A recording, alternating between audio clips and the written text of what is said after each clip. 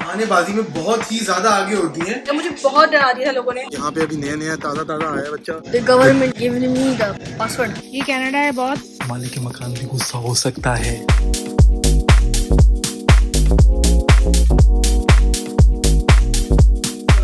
Welcome back to Ashar Sana vlogs. तो बहुत सारे हम जैसे लड़के, मुझ जैसे लड़के बचपन ही से बहाने करते रहते हैं, स्कूल ना जाने के, कॉलेज ना जाने के, यूनिवर्सिटी ना जाने के और उसके बाद फिर जॉब या बिजनेस पे ना जाने के। इसी तरह कुछ लड़कियां ऐसी होती हैं बहानेबाजी में बहुत ही ज्यादा आगे होती हैं।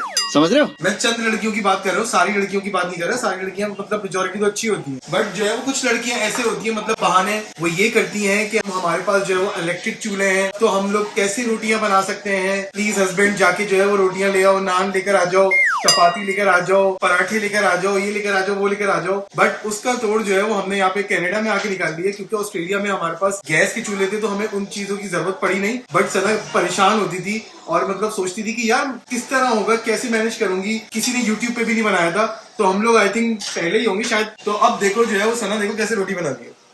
रोटी अभी ये जो है वो रोटी इस स्टैंड के ऊपर बन रही है। तो ये स्टैंड जो है मैंने ले लिया था पाकिस्तानी शॉप से ही, बल्कि एक्चुअली डॉलरामा का स्टैंड है मुझे लगता है। हाँ, डॉलरामा का स्टैंड आई थिंक डॉलरामा से लिया था। तवा तुमने पाकिस्तानी शॉप से लिया था? पाकिस्तानी शॉप से लिया था। तो तवा तो आपको वैसे भी मिल जाएगा, कुछ मसला नहीं है। लेकिन जो ये है ना स्टैंड, ये बहुत ही ज्यादा मैजिकल है।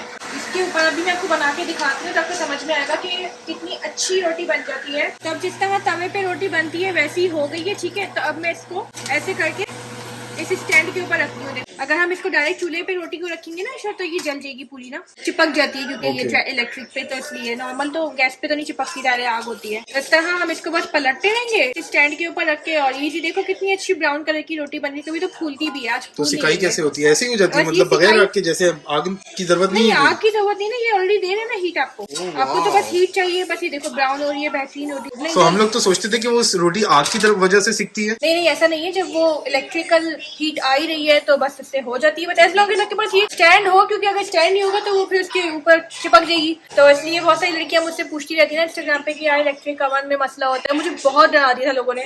मैंने कहा यार देख लेंगे, तो ये हल है इसका, देख लो, बहाने मत करना। So, आप लोगों में से बहुत सारे ऐसे न्यू कमर्स हैं या फिर जो पुराने लोग हैं, वो पूछते हैं कि आप गाड़ी खरीद रहे हैं और आपने मतलब आपका लाइसेंस फॉरेन कन्वर्ट हो गया, आपको कोई टेस्ट देना पड़ा, क्या हुआ? क्योंकि जो न्यू कमर्स बहुत सारे आते हैं पाकिस्तान, इंडिया वगैरह से, उनको जो है वो एक डेढ़ साल भी लग जाता है, 6 महीने 8 महीने, पता नहीं कितना टाइम लग जाता है। 2 3 अलग तरह के टेस्ट देने पड़ते हैं, G1 G2, उसके बाद फिर जाके G मिलता है। बट अल्हम्दुलिल्लाह लकीली मेरे केस में ऐसा नहीं हुआ, क्योंकि मैं ऑस्ट्रेलिया से आया था। मेरे पास ऑस्ट्रेलिया का 3 से 5 साल पुराना लाइसेंस था, वो यहाँ पे स्ट्रेट अवे डायरेक्टली कन्वर्ट हो गया और मैं सर्विस ओंटारियो गया, वहां पे उनको अपना लाइसेंस हैंडओवर किया, जो ऑस्ट्रेलियन लाइसेंस था, हार्ड कॉपी, और उसके साथ जो ऑस्ट्रेलिया से मैं एब्स्ट्रैक्ट लेकर आया हुआ था, अपना ड्राइविंग एब्स्ट्रैक्ट जो यहाँ कहलाया जाता है, ड्राइविंग रिकॉर्ड जो ऑस्ट्रेलिया में कहलाया जाता है, मैंने उनको दोनों चीजें दे दी। स्ट्रेट अवे उन्होंने मुझे एक जो है वो इंटरिम ड्राइविंग लाइसेंस दे दिया कि अब आप ये गुड टू गो। मेरा एक ही टेस्ट हुआ, जो कि आई टेस्ट होता है। चश्मा लगाता हूँ क्योंकि, और अगर आप चश्मा भी नहीं लगाते तो आपका भी आई टेस्ट होगा, छोटा मोटा। अगर आप ऑस्ट्रेलिया से आ रहे हो, यूके वगैरह से आ रहे हो, चेक कर लेना। सर्विस ओंटारियो में मतलब अलग अलग तरह की, अगर तुम लोग किसी और प्रोविंस में जा रहे होगे, जैसे अल्बर्टा हो गया, BC हो गया, तो उनकी अलग अलग रिक्वायरमेंट होती है। बट मोस्टली ज्यादातर लोगों की यही रिक्वायरमेंट होती है जो ओंटारियो की है, ऑस्ट्रेलियन ड्राइवर लाइसेंस कन्वर्ट कराने के लिए। तो इजीली मुझे डे 1 पे ही, समझ लो 5 दिन के बाद जब मैं गया वहां पे, तो 5-6 घंटे इंतजार करने के बाद ही फौरन ही लाइसेंस मुझे मिल गया। भाई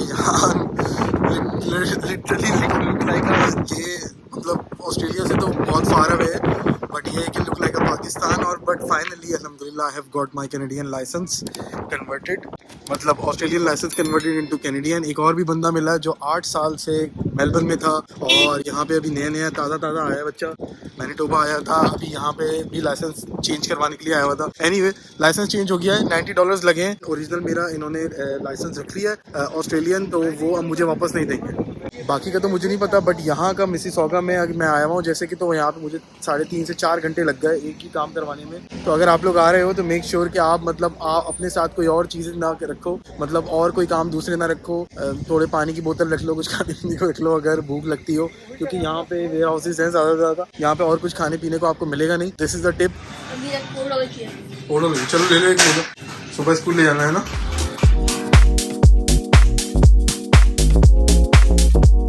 तो ये देखिए सार्जेंट का बॉक्स है, ये लगा हुआ है $25 का और है 5 kg। इसके अंदर ये okay chicken leg quarters fry, boneless ये है $68 का 5 kg। चिकन ड्रम स्टिक्स $8 कितने की चिकन ड्रम स्टिक? $8 की। तो ये वाली चिकन देखो कितनी सस्ती होती है, $3.50 की होती है। और यही चीज़ अगर आप हलाल में चेक करो तो वहाँ पे जो है वो आपको $8 की मिलती है, ऑलमोस्ट डबल द प्राइस है ना। What? बट हम लोग ये ले नहीं सकते क्योंकि ये हलाल नहीं है। तो जब हम लोग वेस्टर्न कंट्रीज़ में रह रहे होते हैं तो ये सब चीज़ें हमें कॉम्प्रोमाइज़ करनी पड़ती है, मतलब सस्ता महंगा आपको देख छोड़ के और हलाल के ऊपर फोकस करना पड़ता है, जो कि हमारी फर्स्ट प्रायोरिटी होती है। ऑब्वियसली हम कोई हराम तो नहीं खाएंगे ना। I'm already Canadian since my life started. In 2013, I was Canadian already. I don't know how, but I just came here. But how? The government giving me the password.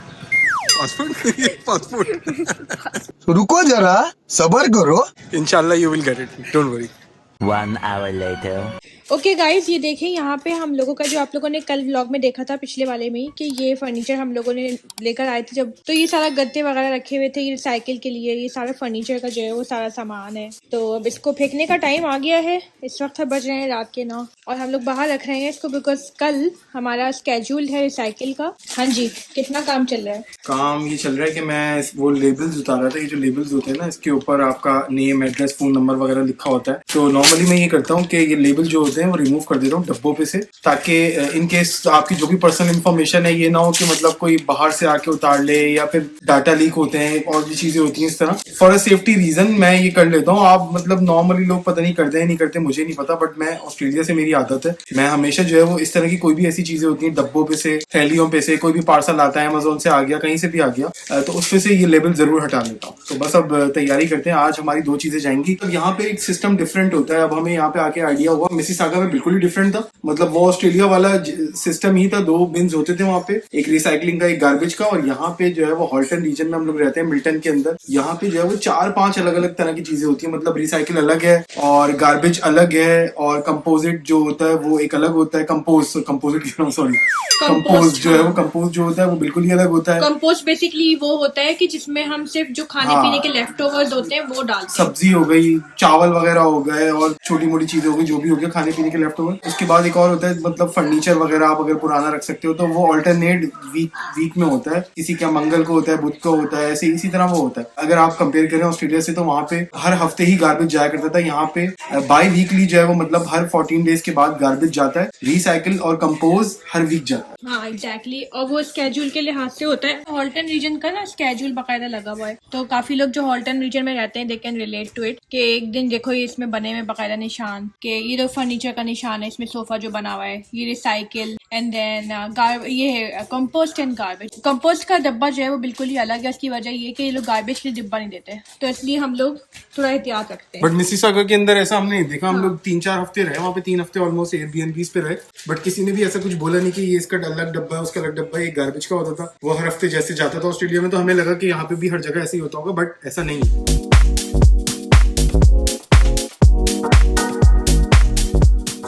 इसीलिए इस गार्बेज को अलग अलग रखने के लिए, जिससे बताया कि कंपोस्ट का अलग होता है, गार्बेज का अलग होता है, तो उसके लिए ना फिर अलग अलग बैग्स भी लेने पड़ते हैं हमें। हॉल्टन रीजन में रहते हुए तो यही एटलीस्ट होता है।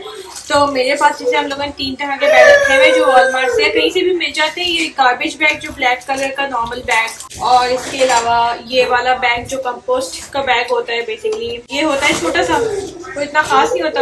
ऐसा जो है वो छोटा सा बैग है, बेसिकली सेफ करता है। अगर कोई जो है वो कीड़े मकोड़े नहीं खा सकते, इसको फाड़ नहीं सकते, I think that's why special bag होता है। और इस कंपोस्ट के लिए ही ये डस्टबिन होता है, तो ये भी हम लोग अक्सर काउंटर पे नीचे कहीं रखते थे जमीन पे, तो आसान हो जाता है काम करना। जो भी छिलके वगैरह काटे इसी में डायरेक्ट डाल दिया और फिर थैली के अंदर डाल के उसको बाहर डब्बे में डाल दिया। और एक और जो थर्ड टाइप का होता है वो ये होता है व्हाइट कलर का, ये भी गार्बेज बैग ही है। बेसिकली दोनों ही गार्बेज बैग है, ये वाला भी और वो भी। तो जो भी मगर ये वाला अंदर किचन के लिए इस्तेमाल कर लेते हैं, ये ब्लैक वाला बाहर के लिए होता है। तो इस तरह स्टोरेज होती है। अलग अलग किस्म के गार्बेजेस यहाँ पे खरीदने पड़ते हैं बैग, मगर ये केस इम्पोर्टेंट है।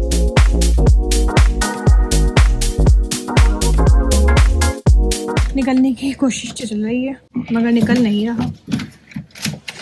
खुल जा भाई, वेरी गुड। तो ये 2 रिसाइकिल बिन्स हैं।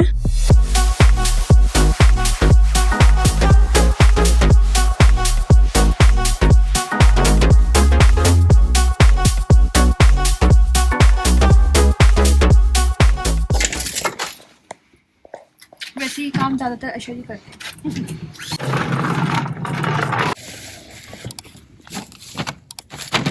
थोड़ा दूर रखो, मेक श्योर कि ये लॉक हो आगे से। ये जो खुला हुआ है ये मेक श्योर कि लॉक हो, ताकि इसको कोई खोल ना सके इस तरह। मतलब जो जानवर वगैरह, बिल्ली शिल्ली है, वो जो और कौन सी चीजें घूम रही होती है यहाँ पे, गिलहरियां हैं। हाँ गिलहरियां भी घूमती है, वो कोई भी घूमती कीड़े हैं, वीड़े भी तो आ जाते हैं यहाँ पे और भी बहुत। कीड़े भी पैदा हो सकते हैं, तो हाँ। मेक श्योर कि ये क्लोज होना चाहिए ताकि खराब ना हो इन्वायरमेंट। पूरा काम है भाई ये कनाडा है बॉस। हर दफा मुझे यही याद आता है, ये कनाडा है बॉस। 3-4 स्टेप है यहाँ पे अलग अलग तरह के, आप फॉलो नहीं करोगे तो जो है मसला होगा। हाँ गार्बेज उठाकर नहीं लेके जाएंगे और मालिक के मकान भी गुस्सा हो सकता है।